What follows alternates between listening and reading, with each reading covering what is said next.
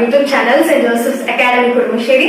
നിങ്ങൾ ആദ്യമായാണ് ഞങ്ങൾ യൂട്യൂബ് ചാനൽ കാണുന്നതെങ്കിൽ സബ്സ്ക്രൈബ് ചെയ്യാൻ മറക്കരുത്. അതിന് തൊട്ടടുത്തുള്ള കുഞ്ഞു ബെല്ലൈക്കൺ കൂടി ഒന്ന് എനേബിൾ ചെയ്യുക. സോ ഞങ്ങൾ അപ്ലോഡ് ചെയ്യുന്ന എല്ലാ വീഡിയോസും നിങ്ങൾക്ക് ലഭിക്കുന്നതായിരിക്കും. അതോടൊപ്പം നിങ്ങളുടെ ഏറ്റവും ഇഷ്ടപ്പെട്ട സുഹൃത്തുക്കൾക്ക് ഇത് ഷെയർ ചെയ്യുകയും ചെയ്യും. ഹായ് മക്കളെ, കഴിഞ്ഞൊരു വീഡിയോയിലൂടെ നമ്മൾ ഒരുപാട് ക്വസ്റ്റ്യൻസ് അല്ലെ, നമ്മൾ പല ചാപ്റ്ററിലെ കെമിസ്ട്രിയിലെ പല ക്വസ്റ്റ്യൻസ് നമ്മൾ ഡിസ്കസ് ചെയ്തു.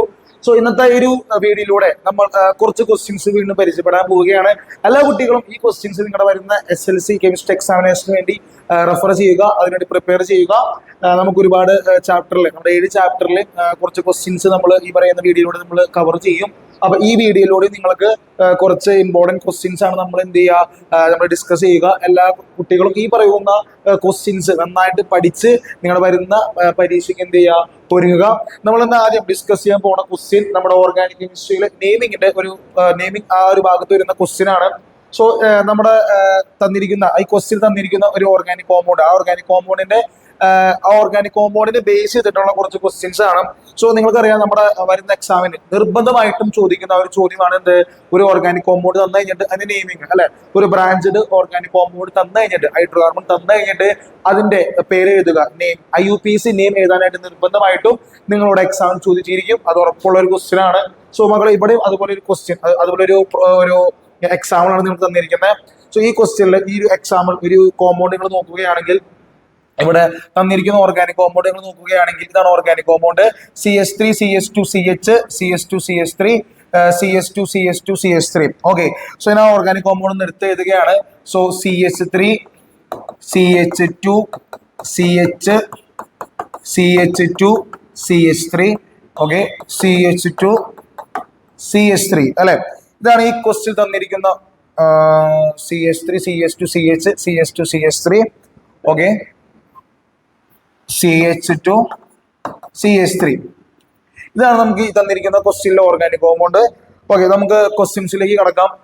Right the root name of the main chain. അതായത് ഈ തന്നിരിക്കുന്ന ഓർഗാനിക് കോമ്പൗണ്ടിന്റെ മെയിൻ ചെയിനിന്റെ വേർഡ് റൂട്ട് അല്ലെങ്കിൽ മെയിൻ ചെയിൻ എന്താണെന്ന് ചോദിച്ചേക്കണേ അല്ലെ. സോ മക്കളെ, നമുക്ക് ഈ തന്നിരിക്കുന്ന ഓർഗാനിക് കോമ്പൗണ്ടിന്റെ മെയിൻ ചെയിൻ എന്താണെന്ന് കണ്ടുപിടിക്കണം അല്ലെ. മക്കളെ, ഞാൻ ഒരു കാര്യം ചോദിക്കട്ടെ, എന്താണ് ഒരു ഓർഗാനിക് കോമ്പൗണ്ടിന്റെ മെയിൻ ചെയിൻ എന്ന് പറഞ്ഞു കഴിഞ്ഞാൽ, ഇത് തന്നിരിക്കുന്ന organic compound CH3 CH2 CH CH2 CH3 okay fine. ഇതാണ് നമ്മുടെ ഓർഗാനിക് കോമ്പൗണ്ട്. എന്താ മക്കളെ മെയിൻ ചെയിൻ നമ്മൾ പാരന്റ് ചെയിൻ എന്ന് വിളിക്കാറുണ്ട്. എന്താ മക്കളെ ഈ പറയുന്ന മെയിൻ ചെയിൻ അല്ലെങ്കിൽ പാരന്റ് ചെയിൻ എന്ന് പറഞ്ഞു കഴിഞ്ഞാൽ ഒന്ന് പറഞ്ഞേ മക്കളെ. നമുക്കറിയാം, തന്നിരിക്കുന്ന ഓർഗാനിക് കോമ്പൗണ്ടിൽ അതൊരു ബ്രാഞ്ചഡ് ഓർഗാനിക് കോമ്പൗണ്ട് ഹൈഡ്രോകാർബൺ ആണെങ്കിൽ അത് നിർബന്ധമായിട്ട് എന്തുണ്ടാവും, ഒരു ബ്രാഞ്ച് ഉള്ള ഒരു ഹൈഡ്രോകാർബൺ ആണെങ്കിൽ മക്കളെ ഉറപ്പാണ് അതിൽ എന്തുണ്ട്, ഒരു പാരന്റ് ചെയിൻ ഉണ്ട് അല്ലെ, അതിന് ഓൾസോ ഒരു ബ്രാഞ്ച് ഉണ്ട് അല്ലെ.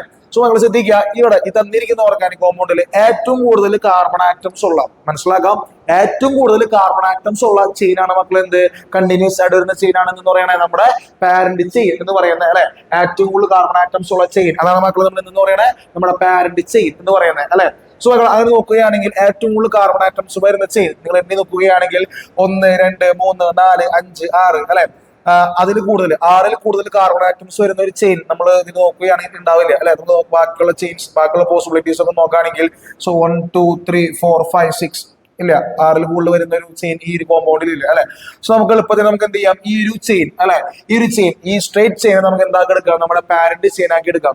നിങ്ങൾ ശ്രദ്ധിക്കുക, നമ്മളൊരു ഓർഗാനിക് കോമ്പൗണ്ടിന്റെ, ഒരു ഹൈഡ്രോകാർബണിന്റെ ബ്രാഞ്ച് ഉള്ള ഒരു ഹൈഡ്രോകാർബണിന്റെ പാരന്റ് ചെയിൻ ചൂസ് ചെയ്യുമ്പോൾ ഉള്ള കണ്ടീഷൻ തൊട്ടാ എപ്പോഴും നീളത്തിലുള്ള ചെയിൻ, ഒരു സ്ട്രേറ്റ് ചെയിൻ അല്ല പാരന്റ് ചെയിൻ എന്ന് പറയുന്നത്. നിങ്ങൾ മനസ്സിലാക്കുക, എല്ലാ കുട്ടികൾക്കും ഒരു തെറ്റിദ്ധാരണയുണ്ട്, ഇങ്ങനെ നേരെ വരുന്ന ചെയിനാണ് പാരന്റ് ചെയിൻ എന്നൊരു തെറ്റിദ്ധാരണയുണ്ട്. അങ്ങനെയല്ല, പാരന്റ് ചെയിൻ എന്ന് പറഞ്ഞു കഴിഞ്ഞാൽ എന്താ മക്കളെ, അതായത് ഏറ്റവും കൂടുതൽ കാർബൺ ആറ്റംസ് ഉള്ള കണ്ടിന്യൂസ് ചെയിൻ ആണ് എന്ന് പറയുന്നത് പാരന്റ് ചെയിൻ. അങ്ങനെ നോക്കുകയാണെങ്കിൽ നമുക്ക് ഇതെന്താക്കി എടുക്കാം, നമ്മുടെ പാരന്റ് ചെയിൻ ആക്കി എടുക്കാം. അതുപോലെ നമുക്ക് ഈ പറയുന്ന ഈ ഒരു ചെയിനും ഇത് നമുക്ക് എന്താക്കി എടുക്കാം, നമ്മുടെ പാരന്റ് ചെയിൻ ആക്കി എടുക്കാം. കാരണം എണ്ണി നോക്കുകയാണെങ്കിൽ 1 2 3 4 5 6 അതിലെന്താണ് 6 കാർബൺ ആറ്റംസ് ആണുള്ളത്. പക്ഷെ നമ്മുടെ സൗകര്യാർത്ഥം നമുക്കിങ്ങനെ നമ്മുടെ എളുപ്പത്തിന് വേണ്ടിയിട്ട് നമ്മൾ എന്ത് ചെയ്തു, ഈ പറയുന്ന ഈ ചെയിനെ ഇതിലും 6 കാർബൺ ആറ്റംസ് തന്നെയാണ് ഉള്ളത്. സോ അതിൽ നമ്മൾ എന്താക്കി എടുത്തു, നമ്മുടെ ഈ പറയുന്ന മെയിൻ ചെയിൻ ആക്കി എടുത്തു. ഓക്കെ, പാരന്റ് ചെയിൻ ആക്കി എടുത്തു. ഈ നിങ്ങൾ ശ്രദ്ധിക്കുക, ഇതാണ് നമ്മുടെ പാരന്റ് ചെയിൻ. സോ ഒരു ഓർഗാനിക് കോമ്പൗണ്ടിന് നിങ്ങൾ നെയിം ചെയ്യുമ്പോൾ ഫസ്റ്റ് തന്നെ നിങ്ങൾ കണ്ടുപിടിക്കേണ്ടത് എന്താണ്, അയാളുടെ പാരന്റ് ചെയിൻ ആണ്. എന്താ മക്കളെ, പാരന്റ് ചെയിൻ. നിങ്ങൾ മനസ്സിലാക്കുക, പാരന്റ് ചെയിൻ കണ്ടുപിടിക്കാണ്ട് നിങ്ങൾ ആദ്യം ബ്രാഞ്ച് കണ്ടുപിടിക്കുകയാണെങ്കിൽ നിങ്ങളുടെ ആ ഒരു ഉത്തരം തെറ്റാനുള്ള പോസിബിലിറ്റി കൂടുതലാണ്. നിങ്ങളുടെ എക്സാമിന് നിങ്ങൾക്കൊരു ഓർഗാനിക് കോമ്പൗണ്ടിന്റെ പേര് എഴുതാനായിട്ട് ചോദിക്കുകയാണെങ്കിൽ, UPSC നെയിം ചോദിക്കുകയാണെങ്കിൽ, എല്ലാ കുട്ടികളും മക്കളെ ഫസ്റ്റ് ആയിട്ട് നിങ്ങൾ എന്താ കണ്ടുപിടിക്കേണ്ടത്? പാരന്റ് ചെയിൻ ആയിരിക്കണം. ആ ഓർഡർ മാറിപ്പോരുത് കേട്ടോ. നിർബന്ധമായിട്ടും എല്ലാ കുട്ടികളും ഫസ്റ്റ് ആദ്യമേ കണ്ടുപിടിക്കേണ്ടത് എന്താണ്? അവരുടെ പാരന്റ് ചെയിൻ ആണ്. ഇനി രണ്ടാമത് നിങ്ങൾ എന്ത് കണ്ടുപിടിക്കുക? അവരുടെ ബ്രാഞ്ച് കണ്ടുപിടിക്കുക. പാരന്റ് ചെയിൻ കിട്ടിയ മക്കളെ ബ്രാഞ്ച് എളുപ്പമാണ്. ഇതാണ് നമ്മുടെ പാരന്റ് ചെയിൻ എങ്കിൽ മക്കളെ ഇയാൾ എന്താണ്? ഇതാണ് നമ്മുടെ പാരന്റ് ചെയിൻ എങ്കിൽ മക്കളെ ഒന്ന് മനസ്സിലാക്കുക. ഇയാൾ എന്താ മക്കളെ? ഇയാൾ എന്താണ്? നമ്മുടെ ബ്രാഞ്ച് ആണ്. ഇതാണ് നമ്മുടെ സ്ട്രേറ്റ് ചെയിൻ, നമ്മുടെ പാരന്റ് ചെയിൻ എങ്കിൽ ഇയാൾ മക്കൾ എന്താ? ബ്രാഞ്ച് ആണ്. മക്കളെ ബ്രാഞ്ച് എന്ന് പറയുമ്പോൾ നമുക്ക് അറിയാം, ഇവിടെ ബ്രാഞ്ച് CS2 CS3 ആണ് അല്ലെ. അതായത് ബ്രാഞ്ച് മീതേലാണോ ഈതേലാണോ?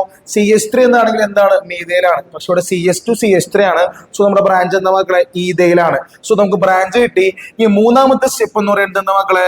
പാരന്റ് ചെയിൻ ഫസ്റ്റ് കണ്ടുപിടിക്കുക. രണ്ടാമത് എന്ത് കണ്ടുപിടിക്കുക? ആ പാരന്റ് ചെയിൻ കിട്ടിയാൽ അതിന്റെ ഒപ്പം തന്നെ എന്ത് കണ്ടുപിടിക്കുക? രണ്ടാമതായിട്ട് ബ്രാഞ്ച് കണ്ടുപിടിക്കുക. പിന്നെ മൂന്നാമത് കണ്ടുപിടിക്കേണ്ട ഒരു പോയിന്റ് ആണ് എന്ത്? പൊസിഷൻ ഓഫ് ബ്രാഞ്ച് അല്ലെ മക്കളെ. എന്താ? പൊസിഷൻ ഓഫ് എന്താ? ബ്രാഞ്ച്. ബ്രാഞ്ചിന് എന്ത് കണ്ടുപിടിക്കുക? സ്ഥാനം കണ്ടുപിടിക്കുക.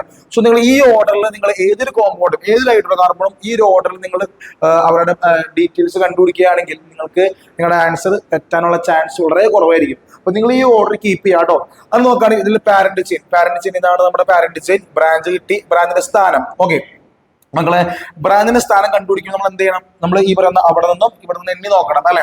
ഇവിടെ നിന്ന് എണ്ണുകയാണെങ്കിൽ നമുക്ക് എന്ത് കിട്ടും? സോ 1 2 3 4 5 6 അല്ലെ. ഇവിടെ നിന്ന് എണ്ണി നോക്കുകയാണെങ്കിൽ മൂന്നാമത്തെ കാർബണിനാണ് എന്തുള്ളത്? ഈ പറയുന്ന ബ്രാഞ്ച് ഉള്ളത്. ഈ മക്കളെ നമ്മൾ ഈ പറയുന്ന റൈറ്റ് സൈഡിൽ നിന്ന് നോക്കുകയാണെങ്കിൽ 1 2 3 4 5 6. സോ നമ്മൾ റൈറ്റ് സൈഡിൽ എണ്ണി നോക്കുകയാണെങ്കിൽ നാലാമത്തെ പൊസിഷനിലും നാലാമത്തെ കാർബണിലും ലെഫ്റ്റ് സൈഡിൽ എണ്ണി നോക്കുമ്പോൾ മൂന്നാമത്തെ കാർബണിലാണ് എന്തുള്ള? ഈ പറയുന്ന ബ്രാഞ്ച് ഉള്ളത്, ഈ ഇതേലുള്ള. നമുക്കറിയാം, നമ്മളൊരു ബ്രാഞ്ച് കണ്ടുപിടിക്കുമ്പോൾ നമുക്കറിയാം ബ്രാഞ്ചിന് എപ്പോഴും എന്ത് കൊടുക്കാൻ പാടുള്ളൂ? ഏറ്റവും ചെറിയ നമ്പറെ പൊസിഷൻ ആയിട്ട് സ്ഥാനമായിട്ട് കൊടുക്കാനായിട്ട് നമ്മൾ പാടുള്ളൂ അല്ലെ. അത് നോക്കുകയാണെങ്കിൽ നിങ്ങൾ എന്താ ചൂസ് ചെയ്യുക? 3 ആണോ 4 ആണോ ചൂസ് ചെയ്യുക? നിങ്ങൾ 4 ആണോ 3 ആണോ ചൂസ് ചെയ്യുക? മക്കളെ എന്ന് പറഞ്ഞ ഏത് ചൂസ് ചെയ്യുക? 3 ആണ് നിങ്ങൾ എന്ത് ചെയ്യേണ്ടത്? ചൂസ് ചെയ്യേണ്ടത്. സോ ഈ ബ്രാഞ്ചിന്റെ സ്ഥാനം കിട്ടി അല്ലെ. ബ്രാഞ്ചിന്റെ പൊസിഷൻ മക്കൾ എത്രയാണ്? 3 ആണ്. മക്കൾ 4 എടുക്കരുത് കേട്ടോ. ഇവിടെ നിന്ന് എണ്ണുമ്പോൾ ബ്രാഞ്ചിന്റെ സ്ഥാനം പൊസിഷൻ എന്ന് പറയുന്നത് 3 ആണ്. അവിടെ നിന്ന് എണ്ണുമ്പോൾ ഈ പറയുന്ന ബ്രാഞ്ചിന്റെ സ്ഥാനം എന്താണ്? 4 ആണ്. മക്കൾ നമുക്കറിയാം, ബ്രാഞ്ചിന്റെ സ്ഥാനം നിർണ്ണയിക്കുമ്പോൾ നമ്മൾ എപ്പോഴും ചെറിയ നമ്പർ എന്ത് കൊടുക്കാൻ പാടുള്ളൂ? ബ്രാഞ്ചിന്റെ പൊസിഷൻ ആയിട്ട് കൊടുക്കാനായിട്ട് പാടുള്ളൂ. അങ്ങനെ നമുക്ക് എന്ത് കിട്ടി? ബ്രാഞ്ചിന്റെ പൊസിഷൻ കിട്ടി. ഈ മക്കളെ ഇവിടുത്തെ ബ്രാഞ്ച് ആരാണ്? മീതേലാണോ ഈതേലാണോ? ഇവിടുത്തെ ബ്രാഞ്ച് എന്ന് പറയുന്നത് എന്താ മക്കളെ? ഈതേലാണ്. എന്താ മക്കളെ? ഈ ബ്രാഞ്ച് ആരാ മക്കളെ? ഈതേലാണ്. ഈ മക്കളെ ബ്രാഞ്ച് ഈതേലാണ്. നമ്മുടെ പാരന്റ് ചെയിനില് 1 2 3 4 5 6 കാർബൺ ആറ്റം ഉണ്ട് അല്ലെ മക്കളെ. 6 കാർബൺ ആറ്റം ഉള്ള ആൽക്കൈൻ ഏതാ മക്കളെ? എക്സൈൻ അല്ലേ. സോ നമ്മുടെ പാരന്റ് ചെയിൻ എന്താ മക്കളെ? എക്സൈൻ ആണ്. പാരന്റ് ചെയിൻ മക്കളെ എന്താണ്? എക്സൈൻ ആണ്. സോ മക്കളെ നിങ്ങൾ മനസ്സിലാക്കുക, ഈ ഓർഡറിൽ നോക്കുകയാണെങ്കിൽ പാരന്റ് ചെയിൻ കിട്ടി, അത് എക്സൈൻ ആണ്. 1 2 3 4 5 6 കാർബൺ ആറ്റംസ് ഉണ്ട്. സോ എക്സൈൻ ആണ്. ബ്രാഞ്ച് എന്ന മക്കളെ ഈതേലാണ്. CS2 CS3 ഈതേലാണ്. അതിന് ബ്രാഞ്ചിന്റെ സ്ഥാനം കിട്ടി. ഈ മക്കളെ ഈ കണ്ടുപിടിച്ചതിന്റെ റിവേഴ്സ് ഓർഡറിൽ നിങ്ങൾ പേര് എഴുതാം. അതായത് നിങ്ങൾ ഈ പറയുന്ന ഈ ഒരു ഓർഡറിലാണ് നിങ്ങൾ ഈ പറയുന്ന കാര്യങ്ങൾ കണ്ടുപിടിക്കേണ്ടത്. പക്ഷെ പേര് എഴുതുമ്പോൾ എന്ത് ചെയ്യുക? തിരിച്ചെഴുതുക. അതായത് ഫസ്റ്റ് ബ്രാഞ്ചിന്റെ സ്ഥാനം എഴുതുക, പിന്നെ ബ്രാഞ്ച് എഴുതുക, പിന്നെ എന്ത് എഴുതുക? പാരന്റ് ചെയിൻ എഴുതുക. അങ്ങനെ നോക്കുകയാണെങ്കിൽ ഈ കോമ്പൗണ്ടിന്റെ പേര് എന്താ വരാ? ബ്രാഞ്ചിന്റെ സ്ഥാനം 3 അല്ലേ. അപ്പൊ ഇയാളുടെ പേര് എന്താ വരാ? 3. ബ്രാഞ്ച് മക്കൾ എന്താണ്? ഈതയിലല്ലേ. So 3 ഈതയിൽ. Main chain parent chain മക്കൾ ഏതാ? എക്സൈൻ അല്ലേ. സോ 3 ഈതയിൽ എന്ത് വരും? എക്സൈൻ എന്ന് വരും. ഓക്കെ. സോ ഈ ഓർഗാനിക് കോമ്പൗണ്ട് പേര് എന്ന് പറഞ്ഞ മക്കളെ 3 ഈതയിൽ എന്താ? എക്സൈൻ. സോ നമ്മുടെ ക്വസ്റ്റ്യനിലേക്ക് വരികയാണെങ്കിൽ write the root name of the main chain. മക്കളെ മെയിൻ ചെയിൻ പാരന്റ് ചെയിൻ എന്താ മക്കളെ? അത് എക്സൈൻ ആണ്. എന്താണ്? എക്സൈൻ. ഓക്കെ. അതിൽ 6 കാർബൺ ആറ്റംസ് ഉണ്ട്. സോ മക്കൾ എക്സൈൻ ആണ് അല്ലെ. ഇനി write the position of branch അല്ലെ. നമ്മൾ നേരത്തെ കണ്ടുപിടിച്ചു ബ്രാഞ്ചിന്റെ പൊസിഷൻ. ലെഫ്റ്റ് സൈഡിൽ നിന്നുമ്പോൾ 3 വരുന്നുണ്ട്, റൈറ്റ് സൈഡിൽ നിന്നുമ്പോൾ എന്ത് വരുന്നുണ്ട്? 4 വരുന്നുണ്ട്. നമ്മൾ 3 എടുക്കണോ 4 എടുക്കണോ? മക്കളൊന്ന് പറഞ്ഞ ഏത് എടുക്കണ്ടേ? നമ്മൾ ഏത് എടുക്കണ്ടേ? 3 എടുക്കണം. ബ്രാഞ്ചിന്റെ സ്ഥാനം കണ്ടുപിടിക്കുമ്പോൾ ചെറിയ നമ്പർ എന്തിനു കൊടുക്കാൻ പാടുള്ളൂ? ബ്രാഞ്ചിന് നമ്മൾ കൊടുക്കാനായിട്ട് പാടുള്ളൂ. സോ നമ്മുടെ ബ്രാഞ്ചിന്റെ സ്ഥാനം കിട്ടിയ എന്താ? ബ്രാഞ്ചിന്റെ സ്ഥാനം എന്താ മക്കളെ? 3 ആണ് എന്ത്? നമ്മുടെ ബ്രാഞ്ചിന്റെ സ്ഥാനം അല്ലെ. What is the name of the branch അല്ലെ മക്കളെ? ഈ ബ്രാഞ്ച് എന്തായിരുന്നു? അത് മീതയിലായിരുന്നു, ഈതയിലായിരുന്ന കണ്ട നമുക്ക് മനസ്സിലാവും മക്കളെ. CH2CH3 ആണ്. CH2CH3 ആണെങ്കിൽ മക്കളെ എന്തായിരിക്കും? മീതയിലായിരിക്കോ പ്രൊപ്പൈലായിരിക്കും? എന്തായിരിക്കും? മീതയിലുമല്ല പ്രൊപ്പൈലുമല്ല, പിന്നെ എന്തായിരിക്കും? ഈത്തയിൽ. എന്താ? ഈത്തയിൽ. CH2CH3 എന്നാണെങ്കിൽ മക്കളെ അയാളുടെ പേരെന്താ? ആ ബ്രാഞ്ചിനെ നമ്മൾ എന്താ വിളിക്കുക? ഈത്തയിൽ. സോ നമുക്ക് എന്ത് കിട്ടി? ഈ പറയുന്ന ബ്രാഞ്ച് കിട്ടി. ബ്രാഞ്ച് എന്താ മക്കളെ? ഈത്തയിൽ. ഓക്കെ, ഈ മക്കളെ ഈ കോമ്പൗണ്ട് IUPAC നെയിം എന്തായിരുന്നു? ഓൾറെഡി പറഞ്ഞൊരു പോയിന്റ് ആണ്. എന്തായിരുന്നു ഈ ബ്രാഞ്ച്? ഇതിന്റെ IUPAC നെയിം എന്തായിരുന്നു? 3-ഈത്തയിൽ. 3-ഈത്തയിൽ എന്താ? എക്സൈൻ. ഓക്കെ, സോ ഈ ഒരു കോമ്പൗണ്ടിന്റെ പേര് എന്താ മക്കളെ? 3-ഈത്തയിൽ എന്താ? എക്സൈൻ. സോ മക്കളെ നിങ്ങൾ മനസ്സിലാക്കുക, ശ്രദ്ധിക്കുക, എല്ലാ കുട്ടികളും നിർബന്ധമായിട്ടും നിങ്ങൾ വരാനിരിക്കുന്ന പരീക്ഷയ്ക്ക്, കെമിസ്ട്രി പരീക്ഷയ്ക്ക് എന്ത് പഠിച്ചിരിക്കണം? ഈ പറയുന്ന നെയിമിംഗ് പഠിച്ചിരിക്കണം. സോ ഞാൻ ഒരു എളുപ്പമൊഴി പറയാണ് മക്കളെ, നിങ്ങൾ പേരിടുമ്പോൾ, അതായത് പേര് ഒരു ഓർഗാനിക് കോമ്പൗണ്ട് പേരിടുമ്പോൾ നിങ്ങൾ ഈ ഒരു ഓർഡർ കീപ്പ് ചെയ്യാം. അതായത് ഫസ്റ്റ് പാരന്റ് ചെയിൻ. നിങ്ങൾ ഈ ഒരു ഓർഡർ മാറിയിട്ട് കണ്ടുപിടിക്കുമ്പോൾ നിങ്ങളുടെ ആൻസർ കിട്ടാനുള്ള തെറ്റാനുള്ള ചാൻസ് കൂടുതലാണ്ടോ. അപ്പൊ ആദ്യം പാരന്റ് ചെയിൻ കണ്ടുപിടിക്കുക, പിന്നെ അത് കഴിഞ്ഞിട്ട് എന്ത് കണ്ടുപിടിക്കുക? ബ്രാഞ്ച് കണ്ടുപിടിക്കുക, പിന്നെ എന്ത് കണ്ടുപിടിക്കുക? ബ്രാഞ്ചിന്റെ പൊസിഷൻ എന്ത് ചെയ്യുക? കണ്ടുപിടിക്കുക. എന്നിട്ട് ഇതിനെ റിവേഴ്സ് ഓർഡറിൽ എന്ത് ചെയ്യുക? പേര് എഴുതുക. ഫസ്റ്റ് എന്ത് എഴുതുക? ബ്രാഞ്ചിന്റെ സ്ഥാനം എഴുതുക, പിന്നെ ബ്രാഞ്ച് എഴുതുക, പിന്നെ എന്ത് എഴുതുക? പാരന്റ് ചെയിൻ എഴുതുക. സോ ഈ ഓർഡറിൽ കണ്ടുപിടിച്ചിട്ട് ഇതിന്റെ റിവേഴ്സ് ഓർഡറിൽ പേര് എഴുതുകയാണെങ്കിൽ നിങ്ങൾക്ക് ഇത് തെറ്റാണ്ട് എന്ത് ചെയ്യാം? നിങ്ങളുടെ എക്സാമിന് എഴുതാൻ സാധിക്കും. ഓക്കെ, സോ മക്കളെ ഇതാണ് നമ്മുടെ ആദ്യത്തെ ഇന്നത്തെ വീഡിയോയിലെ ക്വസ്റ്റ്യൻ ആയിരുന്നു. സോ ഈ ഒരു പ്രോബ്ലം, ഈ ഒരു എക്സാമ്പിൾ, ഈ ഒരു ഹൈഡ്രോ കാർബണിന്റെ നെയിമിംഗ് എന്ത് ചെയ്യുക? നിർബന്ധമായിട്ട് നിങ്ങൾ എന്ത് ചെയ്യുക? നിങ്ങളുടെ എക്സാമിന് പഠിച്ചു വെക്കുക. ഈ മക്കളെ അടുത്ത ക്വസ്റ്റ്യൻ നമ്മുടെ 7ാമത്തെ ക്വസ്റ്റ്യൻ ട്ടോ. അടുത്ത ക്വസ്റ്റ്യൻ നമ്മുടെ ഫസ്റ്റ് ചാപ്റ്ററിലെ ക്വസ്റ്റ്യൻ ആണ്. അതായത് ഇലക്ട്രോണിക് കോൺഫിഗറേഷൻ ആ ഒരു ഭാഗത്തെ ക്വസ്റ്റ്യൻ ആണ്. ഇതാണ് തന്നിരിക്കുന്ന ക്വസ്റ്റ്യൻ, നന്നായിട്ട് വായിച്ചു നോക്കുക. ഇതാണ് ക്വസ്റ്റ്യൻ മക്കളെ. The outermost electronic configuration of an element X is 3s2 3p1. Okay, answer the questions given below related to this element and the symbol of the element is not actual. അതായത് symbol, നമ്മുടെ എലമെന്റിന് symbol correct ഒന്നല്ല, അതൊരു real അല്ലാത്ത ഒരു element ആണ് തന്നേക്കണേ. Just ഒരു എന്താ പറയാ, ഒരു എക്സാമ്പിൾ ആയിട്ട് തന്നിരിക്കുന്ന ക്വസ്റ്റ്യൻസ് ശ്രദ്ധിക്കുകയാണെങ്കിൽ ഇതാണ് question. What is the atomic number of this element? അതായത് ഈ ഒരു എക്സ് എന്ന് പറയുന്ന എലമെന്റിന്റെ എന്ത് കണ്ടുപിടിക്കുക? ആറ്റോമിക് നമ്പർ കണ്ടുപിടിക്കുക. And also find the group number and period number of this element and also write the formula of oxide of this element. അതായത് ഈ എലമെന്റിന് എന്ത് കണ്ടുപിടിക്കുക? ഓക്സൈഡിന്റെ ഫോർമുല കണ്ടുപിടിക്കുക. നല്ലൊരു ക്വസ്റ്റ്യൻ ആണ്. അപ്പൊ ഇത് നന്നായിട്ട് നിങ്ങൾ ശ്രദ്ധിക്കണം. കാരണം ഇതിന്റെ എവിടെ നിങ്ങൾ ഈ ഒരു സ്റ്റെപ്പ് തെറ്റി പോവുകയാണെങ്കിൽ നിങ്ങളുടെ ബോൾ ആൻസർ തെറ്റി പോകട്ടോ. അപ്പൊ നന്നായിട്ട് ശ്രദ്ധിച്ച് ഇതിന്റെ ആൻസർ ചെയ്യുക. സോ മക്കളെ എക്സ് എന്ന് പറയുന്ന എലമെന്റിന്റെ ഔട്ടർമോസ്റ്റ് ഇലക്ട്രോണിക് കോൺഫിഗറേഷൻ, ക്വസ്റ്റ്യനിൽ ബാഹ്യതല ഇലക്ട്രോൺ വിന്യാസം, ഔട്ടർമോസ്റ്റ് ഇലക്ട്രോണിക് കോൺഫിഗറേഷൻ തന്നിട്ടുണ്ട്. എന്താ തന്നേക്കണേ? എന്താ അയാളുടെ ഇലക്ട്രോണിക് കോൺഫിഗറേഷൻ തന്നേക്കണേ മക്കളെ? എന്താ തന്നേക്കണേ? 3s2 എന്താ 3p1 എന്താ മക്കളെ? 3s2 എന്താ 3p1. ഓക്കെ, സോ ഇയാളുടെ ഔട്ടർമോസ്റ്റ് ഇലക്ട്രോണിക് കോൺഫിഗറേഷൻ എന്ന് പറയുന്നത് 3s2 3p1 എന്നാണെങ്കിൽ നിങ്ങൾ ഈ കോൺഫിഗറേഷൻ കംപ്ലീറ്റ് ചെയ്തേ. അപ്പൊ എന്താ വരാ? ഇത് കംപ്ലീറ്റ് ചെയ്യുകയാണെങ്കിൽ ഇത് തൊട്ട് മുമ്പിൽ എന്തുണ്ട്? 1s2 ഉണ്ട്, 2s2 ഉണ്ട്, പിന്നെ എന്തുണ്ട്? 2p6 ഉണ്ട് അല്ലെ? നിങ്ങൾ മനസ്സിലാക്കുക, ഈ 3s2 കഴിഞ്ഞ് 3p1 അല്ലെ?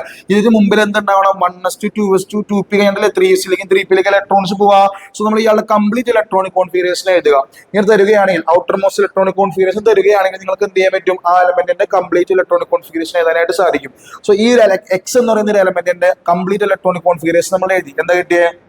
1s2 2s2 2p6 3s2 3p1. മക്കളെ അങ്ങനെയാണെങ്കിൽ ഇയാളുടെ ആറ്റോമിക് നമ്പർ അല്ലെ? ഇയാളുടെ ആറ്റോമിക് നമ്പർ കണ്ടുപിടിക്കാൻ എളുപ്പമല്ലേ? ഇയാളുടെ ആറ്റോമിക് നമ്പർ എന്താ വരാ? എന്താ മക്കളെ ആറ്റോമിക് നമ്പർ എന്ന് പറഞ്ഞു കഴിഞ്ഞാൽ it is the number of എന്ത് ഇലക്ട്രോൺസ് ഇൻ ആൻ എന്താ എലമെന്റ്. ശരിക്കും പറയുകയാണെങ്കിൽ ഒരു എലമെന്റിലുള്ള പ്രോട്ടോൺ എണ്ണാണ്, ഇത് ന്യൂട്രലായ കാരണം നമുക്ക് എന്തെന്ന് എടുക്കാം? ഇലക്ട്രോൺ എണ്ണെന്ന് കൊടുക്കാം. സോ മനസ്സിലാക്കുക, ഈ ആളുടെ ആറ്റോമിക് നമ്പർ എന്ന് പറയുന്നത് എന്തായിരിക്കും? ഇതിലുള്ള ഇലക്ട്രോണിന്റെ എണ്ണായിരിക്കും അല്ലെ മക്കളെ? ഈ ഒരു തന്നിരിക്കുന്ന ഒരു എലമെന്റിൽ എക്സ് എന്ന് പറയുന്ന ആ ഒരു റിയൽ അല്ലാത്ത ഒരു എലമെന്റില് മക്കളെ എത്ര ഇലക്ട്രോൺസ് ഉണ്ടാവും? എണ്ണി നോക്കിയാ പോരെ? എണ്ണി നോക്കി 2 4 10 12 എന്ത് 13 അല്ലെ? നമ്മൾ ഇലക്ട്രോണിക് കോൺഫിഗറേഷൻ വെച്ചിട്ട് നമ്മൾ ഇലക്ട്രോൺ എണ്ണം കണ്ടുപിടിക്കുകയാണെങ്കിൽ ഇവിടെ എത്രയുണ്ട് മക്കളെ? ഇലക്ട്രോൺസ് 13 എന്തുണ്ട്? ഇലക്ട്രോൺസ് ഉണ്ട്. അതായത് ഇയാളുടെ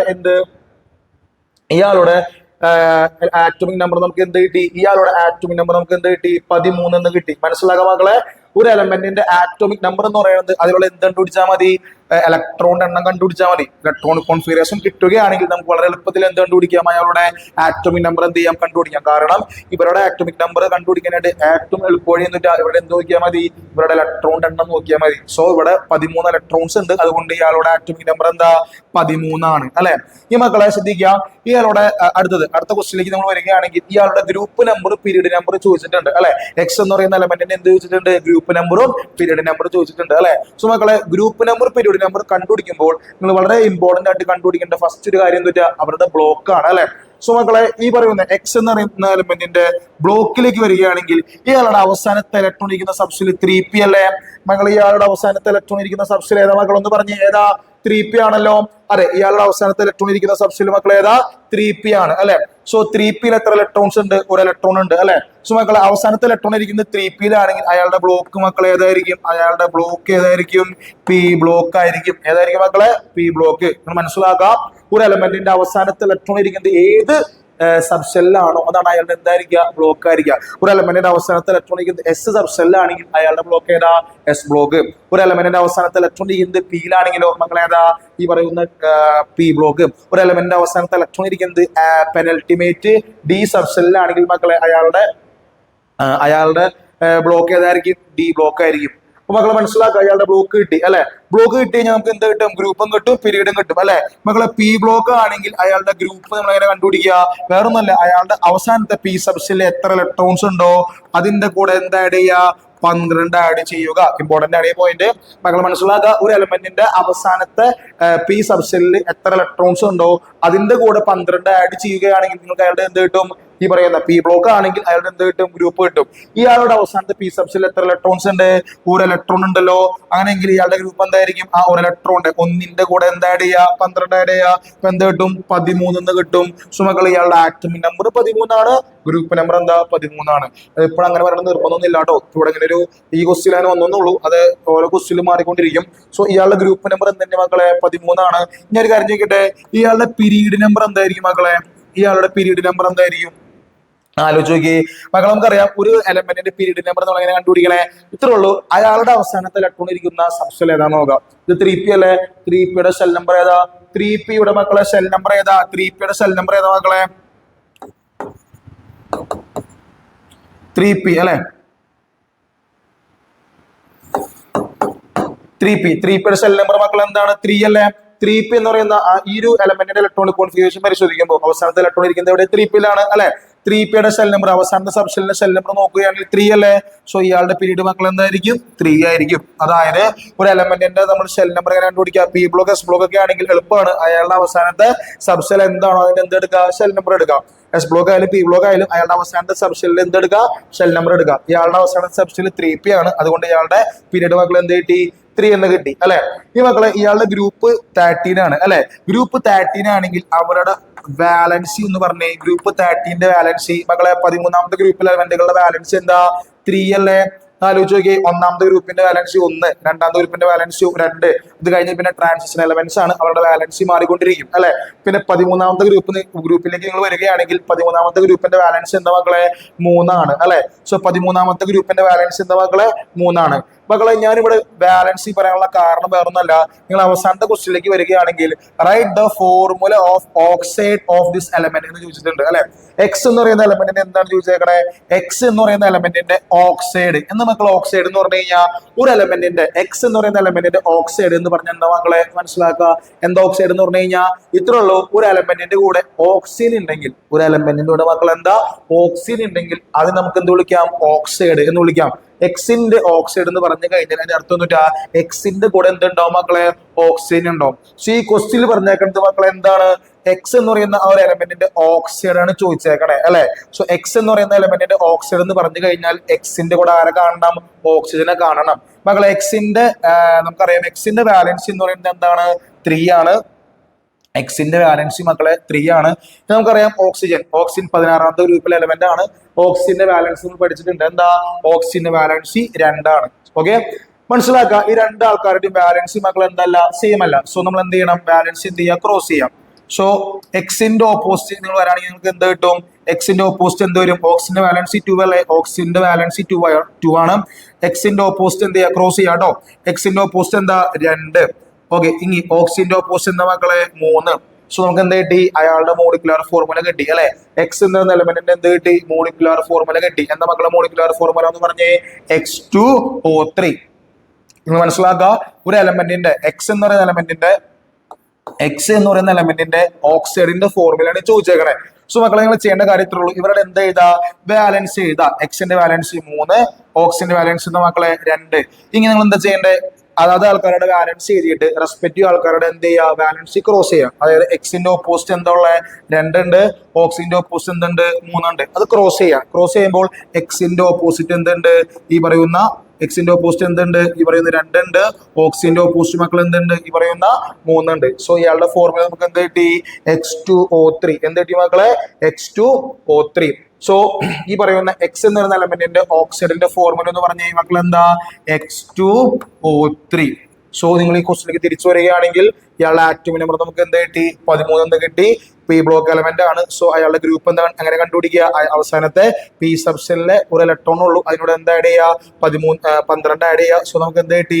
13 എന്ന് കിട്ടി. ഇയാളുടെ പീരിയഡ് നമ്പർ എന്ത് കിട്ടി? 3 എന്ന് കിട്ടി. ഇനി ഇയാളുടെ ഓക്സിജന്റെ ഫോർമുല കണ്ടുപിടിക്കണമെങ്കിൽ എന്തറിഞ്ഞിരിക്കണം? ഇയാളുടെ ബാലൻസ് അറിഞ്ഞിരിക്കണം.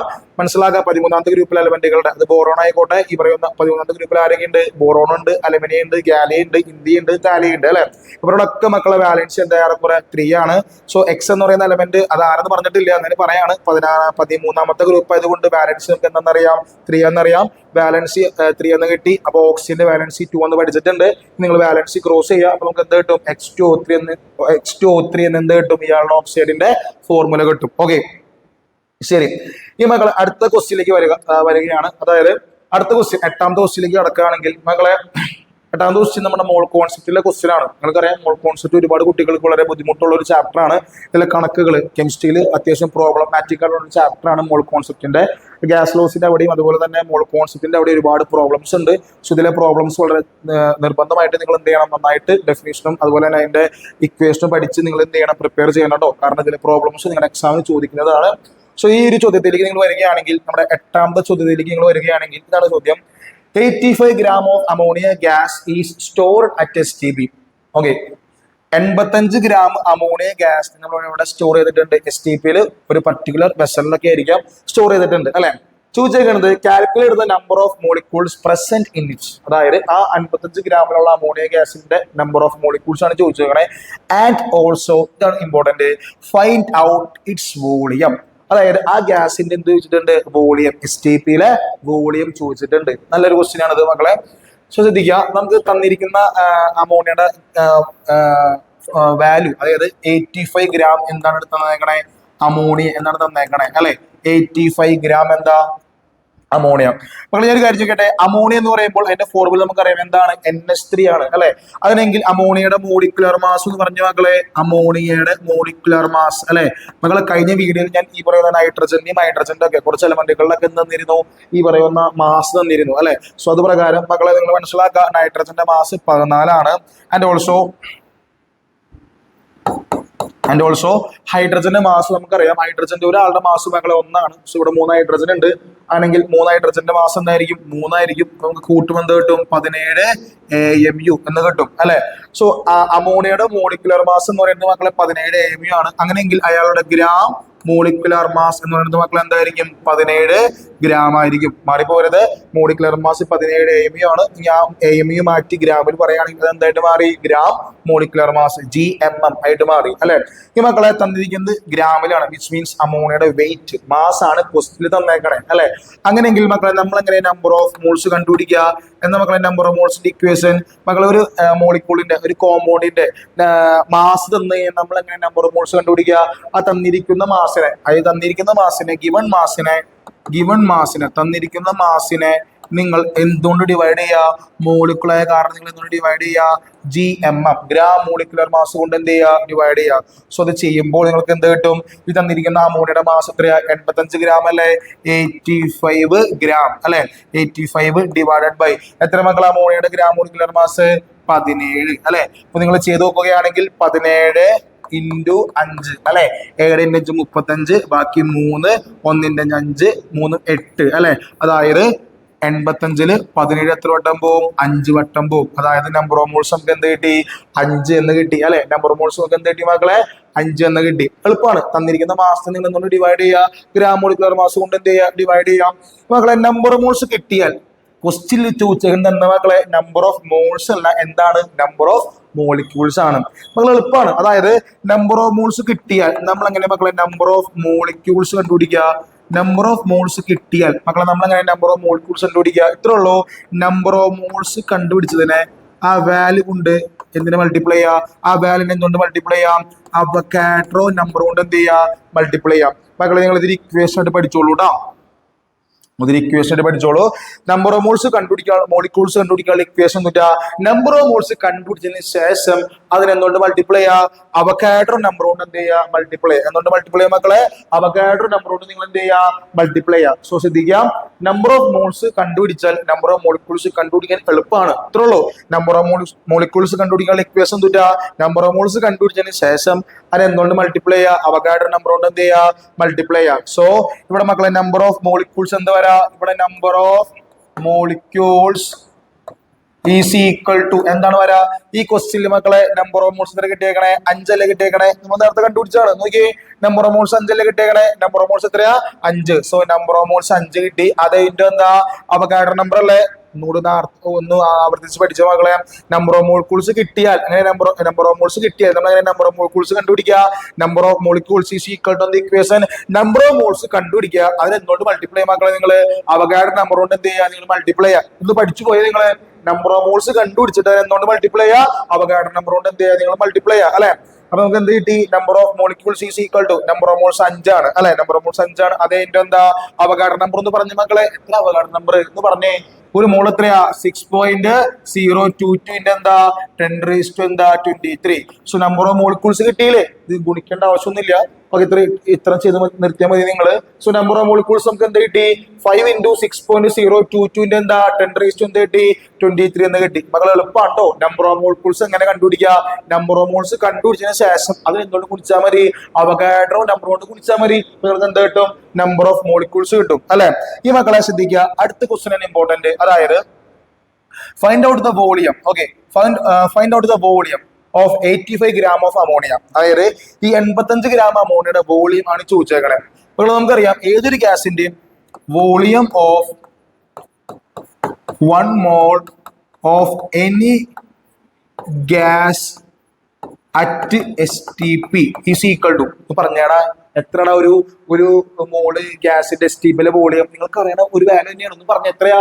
ഒന്ന് പറഞ്ഞേ. 22.4 ലിറ്റർ. മക്കളെ ഇത് മറക്കരുത് കേട്ടോ, ഇത് ഇമ്പോർട്ടന്റ് ആണ്. ഏത് ഗ്യാസ് ആയിക്കോട്ടെ, എങ്ങനത്തെ വലിപ്പമുള്ള ഗ്യാസ് ആയിക്കോട്ടെ, ഒരു വിഷയമില്ല മക്കളെ.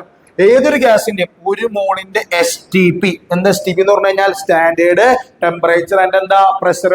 പഠിച്ച് മക്കളെ, എന്താ STP എന്ന് പറഞ്ഞു കഴിഞ്ഞാൽ? Standard temperature and pressure. STP ഏതൊരു ഗ്യാസിന്റെയും വോളിയം എത്രയായിരിക്കും മക്കളെ? ഒരു മോളിന്റെ എന്ന് പറഞ്ഞ എത്രയായിരിക്കും? 22.4 ലിറ്റർ എന്ന് ചോദിച്ചോട്ടെ. ഒരു മോള് കാർബൺ ഡൈ ഓക്സൈഡ് ഉണ്ട് STP. വോളിയം എത്രയാ? 22.4 ലിറ്റർ അല്ലേ? അതെ, ഒരു മോള് കാർബൺ ഡൈ ഓക്സൈഡിന്റെ വോളിയം മക്കൾ എത്രയാ? 20.4 ലിറ്റർ. അവിടെ എന്റെ അമോണിയ ഗ്യാസ് ഉണ്ട്. ഈ ക്വസ്റ്റിലെ അമോണിയ ഗ്യാസ് അല്ലേ? ഒരു മോള് അമോണിയ ഗ്യാസിന്റെ വോളിയം മക്കൾ എത്രയാ എന്ന് പറഞ്ഞ എത്രയാ? 20.4 ലിറ്റർ തന്നെ. അല്ലെങ്കിൽ ഒരു മോള് മീഥേൻ ഗ്യാസ് ഉണ്ട്. എത്ര വോളിയം? ഒരു മോളിന്റെ STP 20.4 ലിറ്റർ. അമോണിയ ആയിക്കോട്ടെ, കാർബൺ ഡൈ ഓക്സൈഡ് ആയിക്കോട്ടെ, ഏത് ഗ്യാസ് ആയിക്കോട്ടെ, മീഥേൻ ആയിക്കോട്ടെ, ഏത് ഗ്യാസിനും കുഴപ്പമില്ല. ഏത് ഗ്യാസിന് എങ്ങനത്തെ ഗ്യാസ് ആയിക്കോട്ടെ ഒരു മോളിന്റെ വോളിയം മക്കൾ എത്രയായിരിക്കും? 22.4 ലിറ്റർ ആയിരിക്കും. ആ വോളിയത്തിൽ വിളിക്കുന്ന പേരെന്താ മക്കളെ? അതിന്റെ പേരാണ് എന്ത്? Molar volume. മക്കളെ ഒന്ന് പഠിച്ച് എന്താ മോളാർ വോളിയം എന്ന് പറഞ്ഞു കഴിഞ്ഞാൽ? Volume of 1 mole of any gas at STP is equal to എന്താ? 22.4 litre. And that volume is known as എന്ത്? 22.4 ലിറ്ററിന് ആ വോളിയത്തെ വിളിക്കുന്ന പേരാണ് എന്ത്? Molar volume. എന്താ മക്കളെ? Molar volume. സോ മക്കളെ ഈ ക്വസ്റ്റിലേക്ക് തിരിച്ചു വരികയാണെങ്കിൽ മക്കളെ നമുക്കറിയാം, അങ്ങനെയെങ്കിൽ വോളിയം ഓഫ് ഈ ക്വസ്റ്റ്യനില് എന്താക്കുന്നത്? 85 gram എന്താ? അമോണിയ ആണ് അല്ലെ. മക്കളെ ചോദിക്കട്ടെ, volume of 1 mole ammonia at STP is equal to എന്തായിരിക്കും? ഒരു മോൾ അമോണിയയുടെ STP വോളിയം മക്കൾ എത്രയായിരിക്കും? നമുക്കറിയാം എന്താ? 22.4 ലിറ്റർ അല്ലെ. അമോണിയ ആയിക്കോട്ടെ, കാർബൺ ഡൈ ഓക്സൈഡ് ആയിക്കോട്ടെ, ഏത് ഗ്യാസ് ആയാലും മക്കളെ ഒരു മോളിന്റെ വോളിയം എത്ര 22.4 ലിറ്റർ ആണ്. So volume of 1 mole of ammonia at STP is equal to 22.4 litre. ഈ മക്കളെ ഈ ക്വസ്റ്റിലേക്ക് വരികയാണെങ്കിൽ ഈ ക്വസ്റ്റിന് മക്കളെ 1 മോൾ അമോണിയ ആണോ? അല്ല. ഈ ക്വസ്റ്റിൽ എത്ര മോൾ അമോണിയ ഉണ്ട്? 5 മോൾ എന്തുണ്ട്? അമോണിയ ഉണ്ട് അല്ലെ മക്കളെ. നിങ്ങൾ ആലോചിച്ച് നോക്കിയേ, 1 മോൾ അമോണിയയുടെ മാസ് എന്ന് പറയുന്നത് വോളിയം എന്ന് പറയുന്നത് 22.4 ലിറ്റർ ആണെങ്കിൽ എന്ന് പറഞ്ഞ മക്കളെ volume of 5 mole ammonia at STP എന്തായിരിക്കും? 1 മോളിന്റെ വോളിയം 22.4 ലിറ്റർ. അങ്ങനെയെങ്കിൽ 5 മോളിന്റെ വോളിയം എന്ന് പറഞ്ഞാൽ എത്രയായിരിക്കും? 22.4 ഇൻറ്റു എന്താ 5 അല്ലേ? 1 മോളിന്റെ വോളിയം 22.4 ആണെങ്കിൽ മക്കളെ 5 മോളിന്റെ വോളിയം എത്രയായിരിക്കും? 22.4 ഇൻറ്റു എന്താ 5 എത്ര വരും? ചെയ്ത് നോക്കുമ്പോൾ നിങ്ങൾക്ക് എന്ത് കിട്ടും? 112 എന്ത് കിട്ടും? ലിറ്റർ എന്ന് കിട്ടും. അതായത് മക്കളെ ഒരു മോള് അമോണിയയുടെ STPയുടെ വോളിയം എന്ന് പറയുന്നത് 22.4 ലിറ്റർ ആണ്. സോ അതുകൊണ്ട് 5 മോൾ, ഇവിടെ 5 മോൾ അമോണിയ ഉണ്ട്. അങ്ങനെ 5 മോൾ അമോണിയയുടെ വോളിയം എത്രയായിരിക്കും? 112 ലിറ്റർ ആയിരിക്കും. സോ മക്കളെ ഈ ക്വസ്റ്റ്യനിൽ നിങ്ങൾ ശ്രദ്ധിക്കേണ്ട കാര്യം നമ്പർ ഓഫ് മോൾസ് കണ്ടുപിടിക്കുക. നമുക്ക് നമ്പർ ഓഫ് മോൾസ് 5 എന്ന് കിട്ടും. നമ്പർ ഓഫ് മോൾസ് കിട്ടാൻ നമ്മൾ എന്താ ചെയ്യേണ്ടത്? നമ്പർ ഓഫ് മോൾസ് കണ്ടുപിടിച്ചതിന് ശേഷം അതിനെന്തുകൊണ്ട് മൾട്ടിപ്ലൈ ചെയ്യുക? അവഗാഡ്രോ നമ്പർ കൊണ്ട് മൾട്ടിപ്ലൈ ചെയ്യുക. നമുക്ക് നമ്പർ ഓഫ് മോളിക്യൂൾസ് കിട്ടി. ഈ മക്കളെ ഇവിടെ നമ്മൾ പഠിക്കേണ്ട ഒരു പോയിന്റ് ഉണ്ട്. ഏതൊരു ഗ്യാസിന്റെയും ഈ ക്വസ്റ്റിൽ ചോദിച്ചേക്കേണ്ട അമോണിയാണ്. പക്ഷെ നിങ്ങൾ മനസ്സിലാക്കുക, നാളെ അമോണിയക്ക് പകരം കാർബൺ ഡൈ ഓക്സൈഡ് ചോദിക്കാം, മീഥേൻ ചോദിക്കാം, ഓക്സിജൻ ചോദിക്കാം, നൈട്രജൻ ചോദിക്കാം, ഹീലിയം ചോദിക്കാം, ഏത് ഗ്യാസ് വേണമെങ്കിലും ചോദിക്കാം. ഏത് ഗ്യാസ് ആയിക്കോട്ടെ STPയിൽ 1 മോളിന്റെ വോളിയം മക്കൾ എത്രയാന്ന് പറഞ്ഞാൽ എത്രയാ? 22.4 ലിറ്റർ ആണ്. അപ്പൊ ഇവിടെ 1 മോൾ അമോണിയ ഉണ്ട്. 1 മോൾ അമോണിയയുടെ വോളിയം എത്രയാ? 22.4 ലിറ്റർ ആണ്. നമ്മുടെ ക്വസ്റ്റ്യൻ പ്രകാരം 5 മോളാണുള്ളത്. 5 മോൾ അമോണിയ ആണുള്ളത്. 1 മോളിന്റെ വോളിയം 22.4 ആണെങ്കിൽ 5 മോൾ അമോണിയയുടെ വോളിയം മക്കൾ എത്രയായിരിക്കും? 22.4 ഇൻറ്റു എന്താ 5 എത്ര കിട്ടും? 112 ലിറ്റർ എന്ന് കിട്ടും. സോ ഈ ഒരു ടൈപ്പ് ക്വസ്റ്റ്യൻ നിങ്ങളുടെ എക്സാം നിങ്ങൾ എക്സ്പെക്ട് ചെയ്യണം. ഇത് നിങ്ങളുടെ എക്സാം ചോദിക്കാൻ ചാൻസ് ഉള്ള ഒരു ഇമ്പോർട്ടന്റ് ക്വസ്റ്റ്യൻ തന്നെയാണ്. ശരി, ഈ മക്കളെ നമ്മൾ അടുത്ത ക്വസ്റ്റ്യനിലേക്ക് കടക്കുകയാണെങ്കിൽ ഇതാണ് ക്വസ്റ്റ്യൻ. ഈ ക്വസ്റ്റ്യൻ നേരെ വായിച്ചു നോക്കാം കേട്ടോ. ശ്രദ്ധിച്ചേ. When few drops of concentrated sulphuric acid, ആ ഒരു വാക്ക് ശ്രദ്ധിക്കാട്ടോ. കോൺസെൻട്രേറ്റഡ് എന്താ? സൾഫ്യൂരിക് ആസിഡ് അല്ലെ. Concentrated sulphuric acid.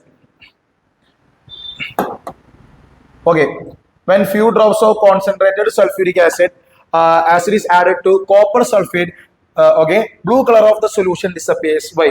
അതായത് നിങ്ങൾ കോപ്പർ സൾഫേറ്റിന്റെ സൊല്യൂഷനിലേക്ക് നിങ്ങൾ എന്താ ആഡ് ചെയ്യണം മക്കളെ?